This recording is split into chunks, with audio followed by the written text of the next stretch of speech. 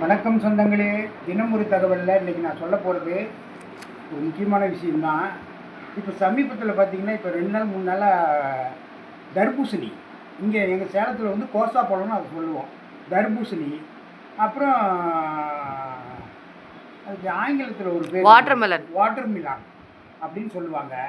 இந்த பழம் வந்து எல்லாம் வந்து கலர் வந்து கலக்கிறாங்க அப்படின்னு ஒரு ரூமரை கிளப்பி விட்டாங்க. அது பொய்யுங்க. விவசாயி, எந்த விவசாயியும் தான் கஷ்டப்பட்ட பொருளை கலப்படம் பண்ணவே மாட்டாங்க.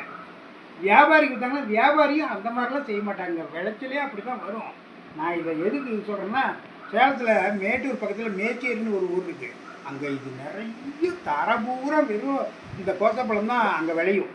அங்கே ரொம்ப விலை சீப்பு. அவங்ககிட்ட போய் விவசாயிக்கு நம்ம வாங்கினோம்னா 1 2 வாங்கி சாப்பிடுவோம். எல்லாம் ஒரு நாளைக்கு 8 ஊருக்கு போனோம்னா அறுத்து நாங்களே அப்படியே கையை விட்டு சோறு கரைச்சி திங்கிற மாதிரி திரும்பவும் அந்த கொட்டையெல்லாம் அப்படி புழிஞ்சிட்டு அந்த இதை அப்படி நாங்கள் குடிப்போம். ஒரு சோதாப்பில் இவ்வளோ பெருசு வாங்கினோம்னா வயிறே நிறைஞ்சி போய்டும். ரொம்ப வேலை 15 ரூபா 20 ரூபா அந்த மாதிரி தான் இருக்கும். இப்போ அந்த மாதிரி சாப்பிட்டவங்க நாங்கள், எங்களுக்கு தெரியும். அவங்களுக்குலாம் அந்த மாதிரியான மனசில் விவசாயிகளுக்கு. அதனால் தயவுசெய்து நீங்கள் யாரும் இதை நம்பி வெயில் காலத்தில் அது சாப்பிடாமல் இருக்காதுங்க. அது நல்ல நீர் சத்து, நார் சத்து, உடம்புக்கு அவ்வளோ நல்லது. இந்த மாதிரி யூடியூப்பில் சில இதெல்லாம் தவறான இது நிறைய பரப்புகிறாங்க.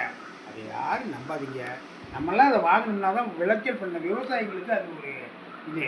அதனால் தயவுசெய்து அதை நம்பாமல் நீங்கள் தைரியமாக வாங்கி அந்த தர்பூசணி வாங்கி சாப்பிடுங்க. உடம்புக்கு நல்லது.